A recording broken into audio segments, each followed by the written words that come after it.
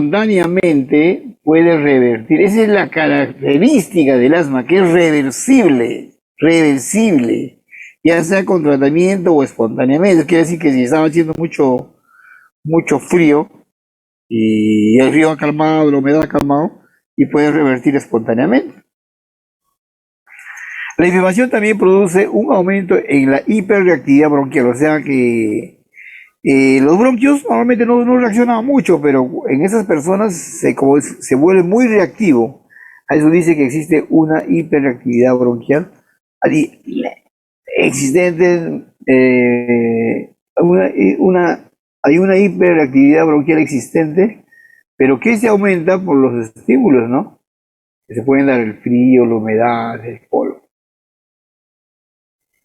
En cuanto al asma acá, bueno, no hay mucha importancia, ¿ya? La evolución es muy variable de la historia natural, ¿no? Aquí están los factores ambientales, infecciones. Vamos a otra página mejor, ¿ya? Mira, aproximadamente el 10% tiene asma en el mundo, ¿no? Un promedio hasta 15%, ¿ah? De cada 10 personas que están ahí, ustedes son 20, probablemente 2 son asmáticos, así estadísticamente, ¿ya? Ahora, ¿qué influyen? La polución ambiental, las mascotas. Ustedes, a las chicas les gustan mucho sus mascotas. Si no tienen su enamorado, tienen su mascota al lado. Entonces, esa mascota, el perrito, el gatito, el osito, el peluchito, pelusas, y esas proteínas van a llegar al pulmón de ese paciente y le van a producir un broncoespasmo. Al mismo tiempo, hay infecciones que exacerban comidas como cítricos, ácidos, pescado, algunos alimentos pueden exacerbar el asma. Este es un bronquiolo normal, este es un bronquiolo normal, y este es un bronquiolo inflamado, ¿eh? Y se cierra, mira cómo está inflamado, se produce vasoconstricción y se produce moco, y un ataque de asma así se pone, ¿no? Otro activador del asma es los ejercicios, el estrés, ¿no? La polución, el polvo ambiental, ¿no? Y el tratamiento, bueno, el paciente tiene que utilizar sus inhaladores, ¿no? Es que mi pues está bien, está por ahí para buscar, ya me voy a poder conseguir un basal que tengo. Bueno, entonces otra forma de ver el asma. Acá los mascotas, polución ambiental, infecciones, alimentos, ejercicios, estrés, etcétera. Todos estos son factores desencadenantes. Estos factores desencadenan en base a un factor genético, precipita pues unos síntomas y signos que son disnea, opresión de pecho, tos frecuentemente nocturna y en la mañana y sibilantes. Es recurrente, recidivante, pero es recurrente, reversible y es nocturno. Mira, acá este óvalo, este dibujito, te dice toda la característica del asma, muy típico. Disnea, opresión de pecho, tos y sibilantes. El asma es recurrente, reversible y nocturno. ¿Qué es recurrente? Que nunca se va a curar, siempre va a volver y volver y volver con la canción. Y luego va a ser reversible, que ya sea espontáneamente o con un tratamiento puede revertir y queda como sano.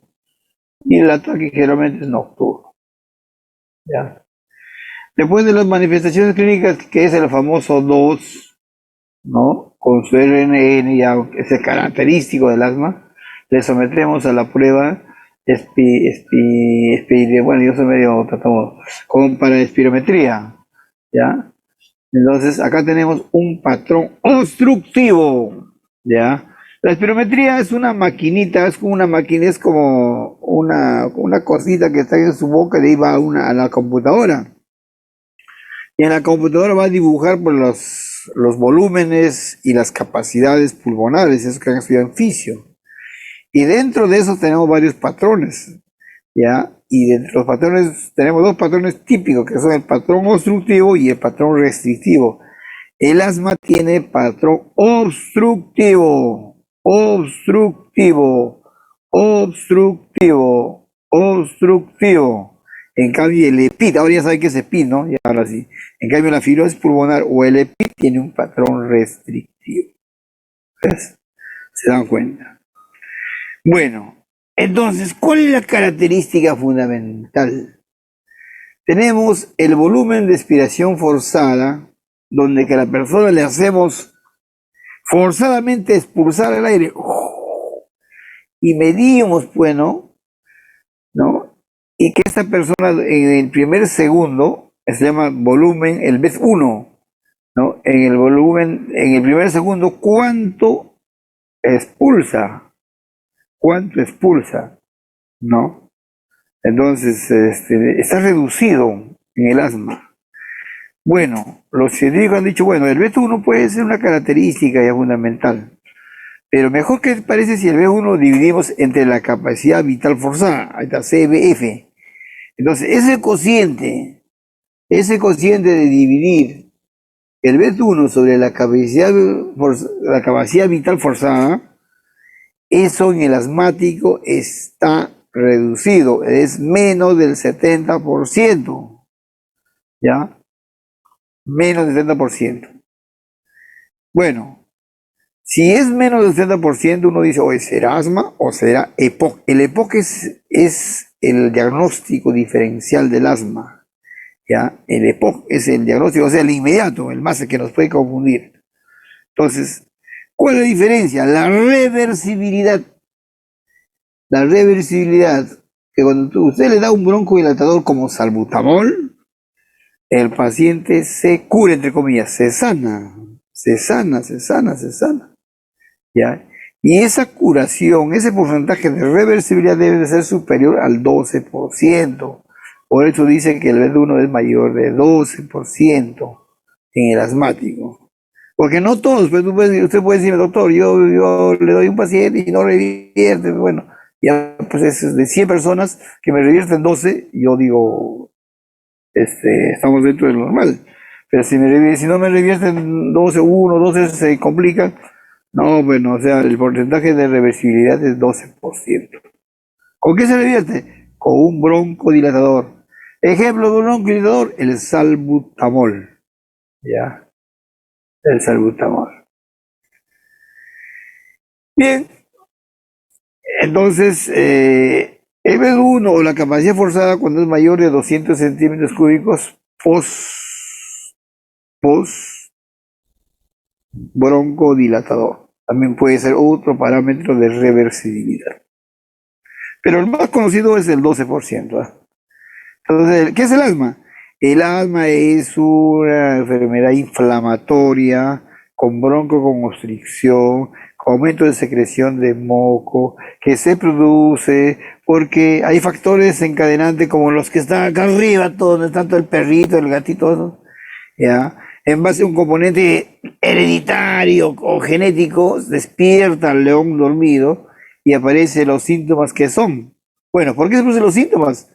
Porque las células inflamatorias se activan. ¿Qué células? Células cebado, linfocitos, neutrófilos, sobre todo los eosinófilos, que van a producir mediadores de inflamación, tales como leucotrienos, ¿no? Interleuquinas, leucotrienos, ¿ya? Mediadores químicos que van a producir broncoconstricción, secreción, ¿no? Secreción, ¿no? Y bueno, ¿qué es clínica de Van? Me da la clínica del famoso DOTS. ¿Qué incluye el DOTS? D de disnea, O de opresión de pecho, T de tos, S de sibilantes, R de reversible, otro R de recurrente y N de que se produce frecuentemente en las noches.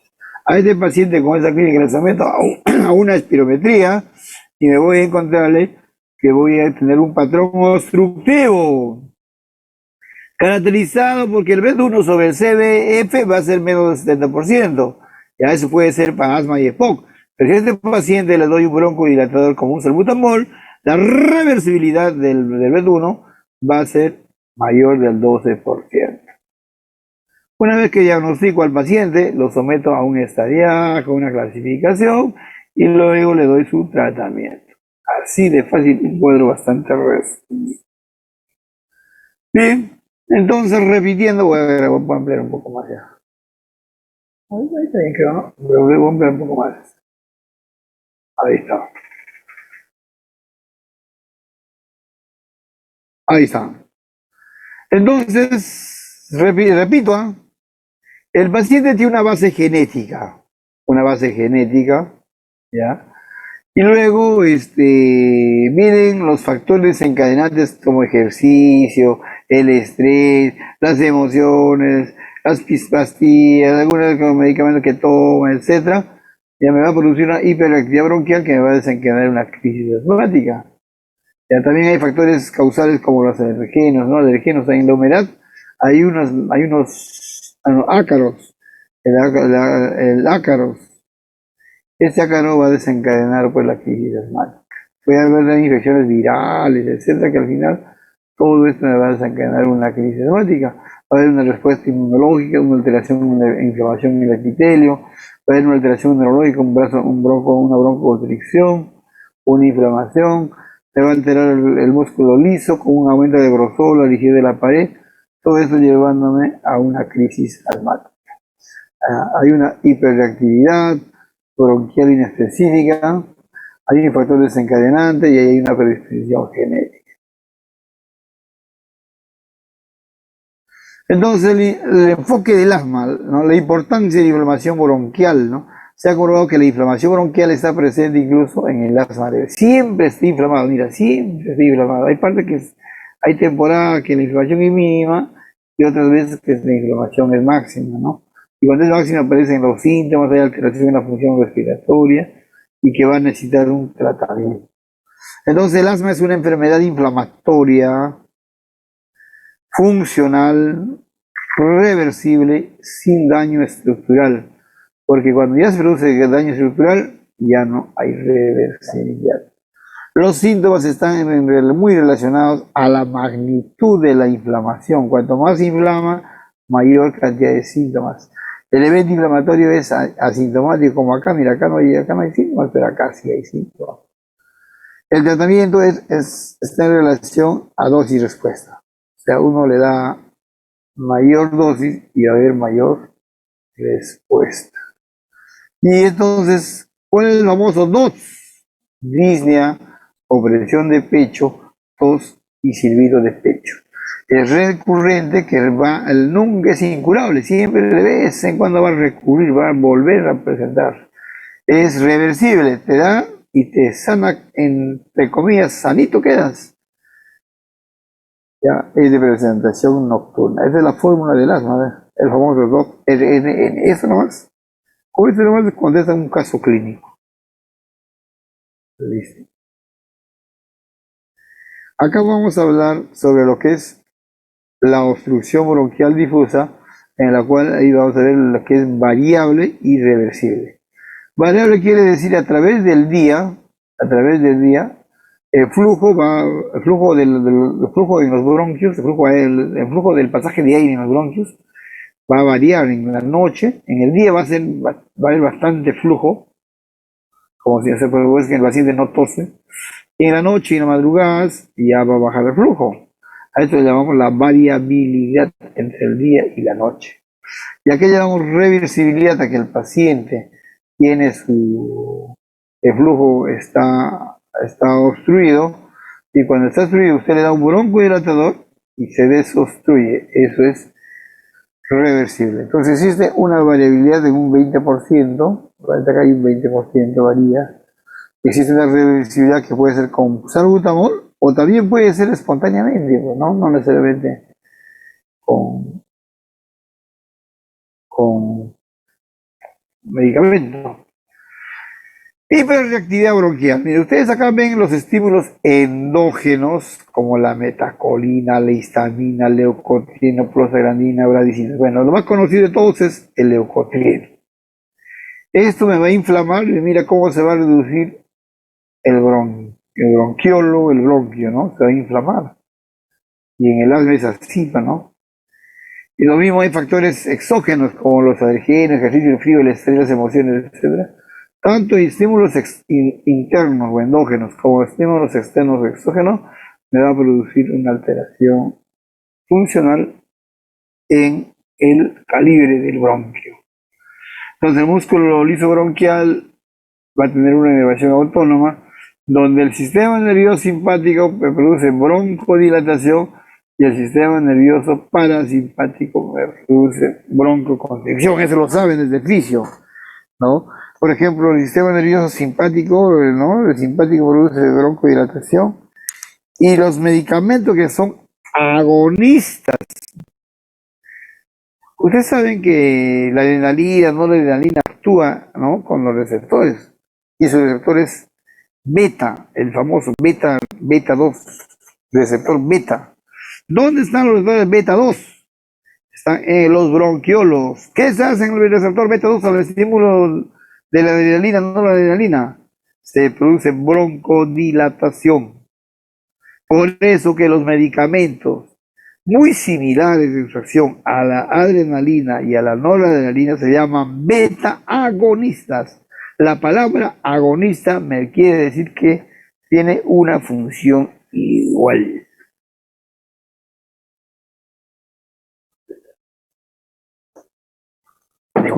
Entonces, el simpático me produce broncodilatación gracias al receptor beta 2, beta 2. Y tenemos muchas drogas simpático-miméticas o beta 2 agonistas como el salbutamol, salmeterol, fenoterol, todos los que terminan en ol, ¿no? Me produce me producen una broncodilatación. En cambio existe el sistema nervioso parasimpático, ¿no? Comandado por la famosa acetilcolina, y que la acetilcolina tiene su receptor, ¿no? Un receptor muscarínico. ¿Y cuál es el efecto de esa activación del receptor muscarínico hecho por la acetilcolina del sistema nervioso parasimpático? La broncoconstricción. Y tenemos medicamentos bloqueadores del receptor muscarínico. Y ahí tenemos los famosos tropios. Uno de ellos, el bromuro de ipratropio. El bromuro de ipratropio me va a bloquear al receptor parasimpático de acetilcolina llamado muscarínico, un receptor muscarina, los receptores muscarínicos. Ustedes saben que hay nicotínicos y muscarínicos. En este caso, vamos a hablar de muscarínicos. Entonces, los antimuscarínicos tenemos, ¿no? Hay de acción corta y de acción larga. Y de acción corta, el más conocido para todos ustedes, para mí también, es... ¿Qué pasó? Porque, ¿cuántos están? ¿O se han alejado ustedes? 18 también. Ya. Es el bromuro dipatropio, es un bloqueador del parasimpático. Entonces, en este cuadro no me puedo olvidar, un simpático agonista o simpático mimético son los terminan en ol, salbutanol, salbutamol, salmeterol, fenoterol, ¿ya? Y un bloqueador antiparasimpático tenemos al bromuro de ipratropio. Ahora sí, ya saben cómo va el tratamiento. Seguimos con el enfoque del asma. Entonces, acá tenemos, pues, los leucotrienos. ¿Qué son los leucotrienos? Los leucotrienos producidos por los eosinófilos son potentes broncoconstrictores. Tenemos leucotrieno 4, leucotrieno, etcétera, pero tenemos, los leucotrenos son potentes broncoconstrictores. ¿Quién produce los leucotrienos? Las células inflamatorias tales como los eosinófilos. ¿Por qué produce? Porque estos factores desencadenantes como el aire frío, ejercicio, alergenos, etcétera, etcétera, medicamentos, etcétera, lo va a inflamar, lo va a activar estas células inflamatorias y va a producir leucotrienos. Y estos leucotrienos van a actuar en sus receptores. Y estos receptores, ¿ya? Lo que va a producir tres cosas: edema, ¿ya? Si usted lo edematiza a la mucosa del bronquiolo, se va a cerrar la luz de bronquios, sí o no, claro, pues, se va a producir inflamación o edema, se va a producir broncoconstricción, se va a cerrar, ¿ya? Se va a cerrar, así parecido a lo que hace el parasimpático, igualito el leucotrieno también produce broncoconstricción. ¿Qué va a producir también? Aumento de la secreción de moco, ¿ya? Entonces el tratamiento hay que darle unos antileucotrienos, como el famoso Montelukast. El Montelukast lo que hace es bloquea los receptores de los leucotrienos. Ahora mira, ahora ya están aprendiendo, ¿ah? Sí, ya están aprendiendo. Bien. Sí, pero bueno, estudia 3 veces, 4 veces, 5 veces. El asma es un trastorno doctor, ¿cómo es lo que se llamaba? Para que bloquee Montelukast. el leucotrienos. Sí, es un inhibidor del receptor de los leucotrienos, el famoso Montelukast. Hay varios Lucas. El más conocido es Montelukast. Chicos, les aconsejo, sean humildes y aprendan las cosas más simples. Si se olvidan lo simple, eso es imperdonable. Van a pensar que no les gusta estudiar, que nunca han estudiado. Si se olvidan las cosas raras, como quien dice, es que a cualquiera se olvida. Yo al menos les digo, les confieso, y yo me olvido y googleo cada rato delante de mis colegas, delante de los sabios de mi hospital. Y a la hora de los logros, cuando se trata de discutir un caso clínico, hasta los hago quedar mal a los más sabios, porque a mí no me gusta que me desafían. Cuando me desafían, yo los hago quedar mal. Más genios los tumbo, pero no hay genios en este mundo. Entonces, ¿por qué? Porque ellos aprenden de memoria. Pues esos doctores que todos deben de pie de saco y corbata, son memoristas acabados, los conozco, pues, desde alumnos. Son memoristas. Entonces, a la hora que el razonamiento puro incluye, y ahí no saben razonar, entonces por eso que yo les aconsejo a ustedes, aprenden el famoso Montelukast, es el más conocido de todos. Hay muchos otros que no me acuerdo, terminan en Lucas. ¿Cuál es su mecanismo de acción? Bloquean los receptores de los leucotrienos. Este es un antagonista de los leucotrienos, o el famoso Montelukast. Ya lo van a ver cuando vemos terapéutica, ahí van a ver, pero ya saben dónde actúa bloqueando. Bueno, el asma es un trastorno poligénico, quiere decir que interviene varios genes, no es un solo gen, varios genes, como las asociadas al cromosoma 5 en el brazo corto, por ahí, ¿no? Incluye los linfocitos G, bueno, son un poco incluye interleuquinas 4, 5, es inmunología, pero tampoco está tan preciso esto, ¿eh? Eso puede cambiar, pero lo cierto que es una enfermedad, es una enfermedad inmunológica, tiene que ver con respuesta inmune, ¿ya? Por eso que el alérgico, la persona que se intoxica con atún, con pescado, con cítricos, también le puede dar asma, ¿no? Le puede dar asma. Ya. Voy a ver quién me llama acá, ya de repente sea un gatito negro. ¡Aló! Hola, buenas noches, con Raúl Velázquez Cerrón. Ojalá que sea algo bueno. ¿De parte de quién? Que sea algo productivo, que no sea comercial. Odio el comercio, no me gusta el comercio, dime. Bueno, estamos llamando para informarle que tiene una deuda con Banco Popular. Ah, ya, no, eso ya, mi señora, ya hace tiempo que yo le he girado ya para que deposite acá hace como un año. Ya agárrese con ella, porque yo ya no vivo ahí. Entonces usted me pueda.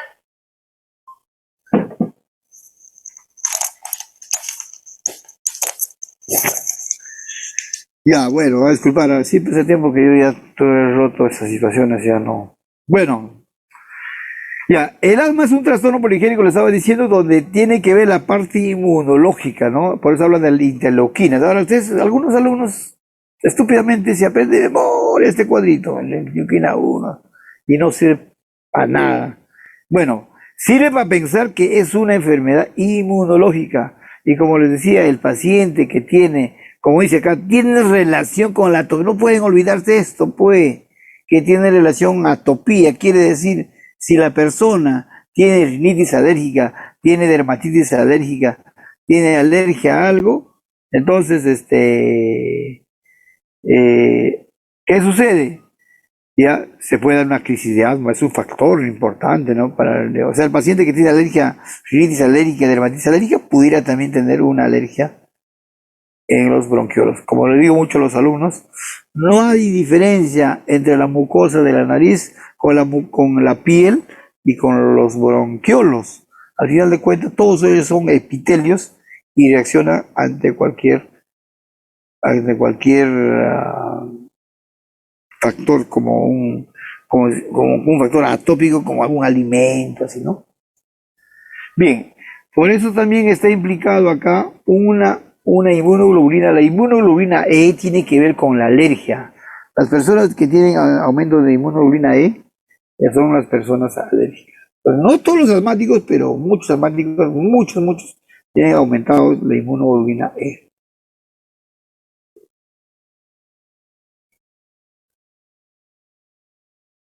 Listo. Muy bien. Entonces ya uno va enfocando, pues no, uno ya sabe dónde está, pues en qué terreno estamos pisando. Bueno, moléculas más relevantes implicadas en el proceso inflamatorio del asma: las quimoquinas, los leucotrienos, las citoquinas, la histamina, el óxido nítrico, la prostaglandina. Honestamente, tú le preguntas a cualquier internista, sí, una idea tenemos de todo, pero no te podemos precisar esto porque la parte muy precisa no es práctica, o sea, no necesitas saber con detalle. Lo que te queremos decir que hay mediadores químicos como quimoquinas, leucotrienos, citoquinas, histaminas, óxido nítrico, prostaglandinas, que va a actuar en alguna manera en el bronquiolo. Vamos a ver, por ejemplo, las quimoquinas, fundamentalmente expresadas en las células epiteliales, son importantes en el reclutamiento de las células inflamatorias de la vía aérea. Los leucotrienos son potentes broncoconstrictores, ¿no?, liberados por los eosinófilos, pregunta de examen. También muy poco por los mastocitos, pero también los eosinófilos sí, los pudieran preguntar, muy conocidos, sobre todo para exámenes de nada así. Las citoquinas dirigen y modifican la respuesta inflamatoria del agua, determinan su gravedad. Aquí tenemos interleuquina tal, ¿no?, estimulante de los citos, citoquina, interleuquina 4, 5, bueno. Todos esto, al final de cuentas, lo mismo que fue el anterior, la inmunoglobulina E. Lo que te quiere decir que hay células inflamatorias como las células cebadas y los eosinófilos, linfocitos, ellos producen estos mediadores químicos, tales como las quimoquinas, los leucotrienos, citoquinas, cada uno tiene su acción, histaminas, ¿no? Histamina, por eso existe antihistamínicos. O sea, este es un factor, la histamina es un factor alergizante. Produce vasoconstricción y produce broncoconstricción y produce respuesta inflamatoria, ¿no? Inflama. El óxido nítrico es un vasodilatador, y cuando hay vasodilatador también produce edema, moquitos. La prostaglandina D es vasoconstrictor.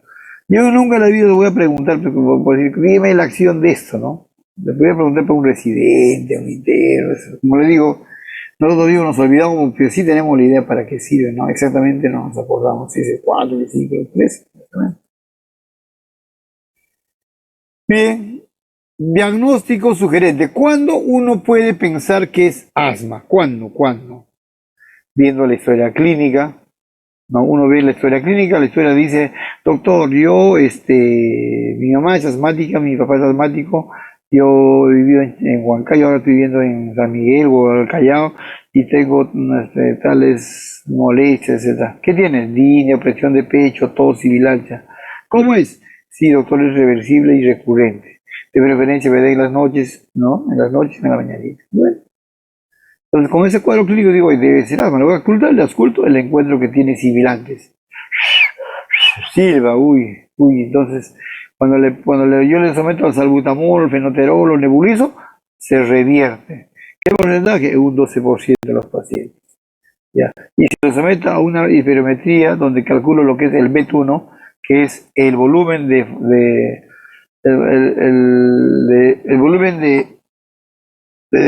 expulsión forzada, el volumen de expiración forzada durante el primer segundo. Esta palabrita es BET1, es el primer segundo, ya que debe ser siempre mayor del 70%, está reducida. Pero cuando está reducida y yo le doy su broncodilatador, me va a revertir. Esa es la característica del asma. Por eso con todo esto me está dando cuál podría ser. Ya, listo. Yo lo diagnostiqué y digo, hoy será asma o de repente puede ser otras cosas, otras enfermedades. ¿Cuáles son aquellas enfermedades que se parecen al asma? No igualito, pero algo, pues, ¿no? Parálisis de las cuerdas vocales, ¿no? De repente el paciente tiene un tumor en el cuello y el tumor me compresiona a un nervio que se llama el nervio recurrente laringio. Ese nervio recurrente laringio tiene que ver con el funcionamiento de las cuerdas vocales, ¿no? Lo que nos sirve para hablar. Yo gracias a esas cuerdas vocales estoy hablando. Y cuando hay un tumor que presiona a un nervio que se llama recurrente laringio, ya lo veremos alguna vez, ¿no? Me puede dar parálisis por las cuerdas vocales y puede ser que me esté como ahogando. Entonces puede decir, oh, asma, no, pues no es asma, no va a silbar. Todo es una historia muy diferente, pues, ¿no? Después tenemos ahí un cáncer de laringe, lo mismo. Está abajo, nos dan las llaves ahí. Nos está el candado, ahí está. ¿Ya? El carcinoma laringio. Carcinoma laringio es un cáncer de laringe, ¿ya? Y que puede creciendo, y igual va a obstruir y me va a dar una dificultad respiratoria, ¿no? Un cáncer en tráquea también, un cáncer en bronquio también, porque esos cada vez son cánceres bastante fuertes, que silba, puede ser tos, ¿no? Entonces, pero tiene otros síntomas, pues, ¿no? Por ejemplo, cáncer de baja de peso, ¿no? Etcétera, de fumador, tiene otra historia, pues, ¿no? Cuerpo extraño, de repente se atoran con una bolita, con un huesito y empiezan a producir un estridor laringio. Cuando inspiran, suena. Y alguno que no sabe dice, es asma, no, pues es un sonido a la inspiración. El cuerpo extraño te produce un estridor laringio. Silba a la inspiración. En cambio, el asma silba a la expiración. Cuando uno respira, chicos, tenemos dos tiempos, la inspiración y la expiración. En el asma, el problema es en la expiración. Como hay un edema, obstrucción de los bronquiolos, que hay una bronquioloconstricción, está cerrado y cuando quieren botar lo que has metido el oxígeno, no lo vas a poder. Y eso de no poder va a tener un ruido, porque se llama un sibilante. Los sibilantes se producen en la expiración, ¿ya? Y a veces no silba, cuando está comenzando el agua, en los casos, no silba, pero tiene una famosa llamada expiración prolongada, que es equivalente a los sibilantes. Si yo pongo un caso clínico y digo, paciente de 15 años de edad presenta una expiración prolongada y tos nocturna, su mamá es asmático, su hermanito es asmático, el chiquito, y se ha cambiado de domicilio, ahora vive en San Miguel o en Villa Salvador, cerca del mar, entonces, eso es un asma, pues, ¿no? Doctor, pero usted no dijo sibilante. Sí, pues no hay sibilante, pero hay inspiración prolongada, que es lo mismo. O sea, no es lo mismo, es otro sonido, ya, muy característico del asma, la expiración prolongada, ya, donde que, no es sonido, sino se produce una expiración lenta y prolongada, ya. No es un silbido. ¿Por qué? Porque hay obstrucción en los bronquiolos. Listo. Bueno, entonces, un cuerpo extraño te puede hacer confundir con asma. Hay una enfermedad que se llama la displasia broncopulmonar, que frecuentemente se presenta en pacientes que usan bastante oxígeno, sobre todo en niños. En la neonatología, cuando estudian, van a ver que es muy conocido esta enfermedad, que se llama displasia broncopulmonar, ¿no? Que se produce por el daño que hace el oxígeno al pulmón. Entonces, esta displasia broncopulmonar me va a dar una disnea, unas molestias, que me puede hacer confundir con asma, pero hay muchas cosas para diferenciarlo. El apnea del sueño. ¿Qué es el apnea del sueño? El apnea del sueño es cuando una persona, voy a imitar ya, ronca así. Eso roncan normal, a veces ronquido, ¿no? De repente algunos familiares roncan, ¿no? Lo han escuchado a su pareja, de repente roncan, no sé, ¿no? Pero yo veo que roncan así, mira, Eso ya entra en apnea, o sea, no respira. Cuando usted le hacen una prueba, hay una prueba especial para ver si tiene apnea o no. Ahí bien claro sale dibujadito en el gráfico, que la persona no respira unos segundos. Bueno, como son unos contados segundos, no pasa nada. Imagínate que no respira media hora, ¿no? O 3 minutos, o 4 minutos, se muere, pues. Entonces, por eso que el apnea del sueño está relacionado con problemas de hipertensión arterial, con problemas de cardiopatía coronaria, etcétera. ¿Por qué? Porque poco a poco va dañando al aparato circulatorio o al sistema cardiovascular. Muy bien, pero esa falta de respiración te puede hacer pensar que puede ser asma, pero no es asma, pues. Por eso se llama diagnóstico diferencial.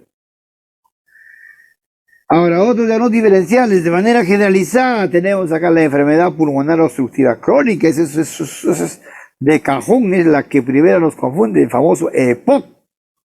El EPOC es igualito que el asma, solo que se produce a edades más avanzadas de la vida, de 40 años para arriba, 35 años para arriba, de 50 para arriba, cuando la persona tiene antecedentes de que de repente fuma tabaco así, no mucho, pero no como para darle cáncer, pero le da EPOC, enfermedad pulmonar obstructiva crónica, o de repente cocina con leña, o de repente trabaja en un lugar donde hay polución ambiental, contaminación, todo ello. A ver qué están preguntando. También sucede cuando estamos con sobrepeso. Claro, la apnea también puede ser cuando está con sobrepeso, lo que están ya así. Entonces, enfermedad pulmonar obstructiva crónica, no se olviden, hay antecedentes que el paciente vive en zonas de una ciudad bastante contaminada, la polución ambiental, tiene una enfermedad ocupacional, bueno, en todo caso tiene antecedentes ocupacional que trabaja con tóxicos, ¿no? Humos tóxicos, o humo de leña, pues en la sierra, yo soy serrano y conozco, bueno, en Tierra de Huancayo mucho la gente no es tanto, cocinamos con leña, yo tengo hace los 15 años cocinaba con leña, ya, pero yo he visitado muchos lugares de la sierra en el norte, en Cajamarca, ¿no? Y donde ahí sí los cuartos son cerraditos, no tienen ventana, tiene ventana es un huequito, la puerta es chiquitita y la gente desayuna, almuerza y cena, y hasta hace vida social dentro de esa cocinita, ¿ya? Y el humo de leña le produce el famoso EPIT, y también puede producir EPOC, más EPIT que EPOC. Se llama exposición a biomasa, ¿no? Bueno, bronquiectasia, les he dicho que la bronquiectasia es la dilatación de los bronquios. Aquí están comentando, se da mayor clara en la serranía, ¿no? Humo de leña, exactamente. La bronquiectasia es una dilatación de los bronquios que da como secuela de muchas enfermedades, como dentro de ellos, la causa más frecuente de bronquiectasia es la tuberculosis pulmonar. Ahora ya saben que es tuberculosis producida por el bacilo de Koch. Sana el paciente, pero le va a quedar una secuela, le puede quedar cavernas, le puede quedar bronquiectasias, dilataciones en los bronquios. ¿Y cuál es la característica de la bronquiectasia? Produce hemotisis. La primera causa de sangrado por la boca producido o proveniente del aparato respiratorio que se llama hemotisis. La causa más frecuente de hemotisis es la bronquiectasia. Escuchen, la causa más frecuente de hemotisis es la bronquiectasia. ¿Y cuál es la causa más frecuente de bronquiectasia? Es la tuberculosis. ¿Ya? Tenemos muchas causas de hemotisis. Dentro de las más conocidas, la más es la bronquiectasia, la primera causa. Segunda causa podría ser, bueno, ya no puede ser segunda, no sé si será segunda o tercera. Pero la primera causa es la bronquiectasia. Otra de las causas importantes, muy conocida, es la tuberculosis, ustedes lo saben. Otro puede ser, de repente, se llama aspergiloma o micetoma. ¿Qué es el aspergiloma o micetoma? No es más que en esa cavidad que deja como secuela la famosa tuberculosis, ahí se va a alojar un hongo que se llama Aspergillus fumigatus. Ese Aspergillus fumigatus va a proliferar en esa caverna, y ahí se llama a esa proliferación de este hongos oportunista que se llama Aspergillus fumigatus, ya, a esa proliferación dentro de esa caverna se le conoce como micetoma o aspergiloma. ¿Y a qué viene todo? A que el aspergiloma también es una enfermedad hemoptisal. Hay más causas de hemoptisis, la neumonía, la estenosis mitral, el cáncer pulmonar, etcétera, etcétera, ¿no? Pero dentro no me puedo olvidar las tres más importantes: a la cabeza, bronquiectasia; segundo, tuberculosis; tercero, micetoma. Bronquiolitis obliterante. ¿Qué es la bronquiolitis obliterante? Es cuando los bronquiolos ya se van a contraer genéticamente, congénitamente, ya nacen esos niñitos, esas personas nacen con esa predisposición. A eso se llama una bronquiolitis obliterante. La verdad que nunca he visto, probablemente lo ven en pediatría, no he visto. La fibrosis quística también nunca he visto. Probablemente lo ven en pediatría. He notado en pediatría que el niño, todo, pero aún eso no lo he podido ver, ¿no? Hasta 3 meses. No lo he podido ver. Hay que estar años a veces en la pediatría para poder ver, ¿no? Estas enfermedades. Bien, ¿qué es la fibrosis quística? Bueno, hay una alteración en los canales de cloro que al final de cuentas produce bastante moco, hay bastante moquito en los bronquios, y va a producir obstrucción. Y eso va a hacerme semejar al asma, por eso está como diagnóstico diferencial. Estas enfermedades quedan un poco alejadas, será por un malestar, una alteración, ¿no?, en la función pulmonar o respiratoria. Tenemos, por ejemplo, la tromboembolia pulmonar, ya lo conocen en las prácticas que estamos viendo. Lo que cosa es un trombo, un coágulo, que de las piernas viajan hacia el pulmón en pacientes que están sentados más de 10 horas, 12 horas, 15 horas, en viajes largos, en aviones, en carros, ¿no? O también en personas posoperadas, o en personas que tienen fracturas, en personas que tienen una predisposición muy especial, como las personas que tienen cáncer. Los que tienen cáncer tienen tendencia a la hipercoagulabilidad.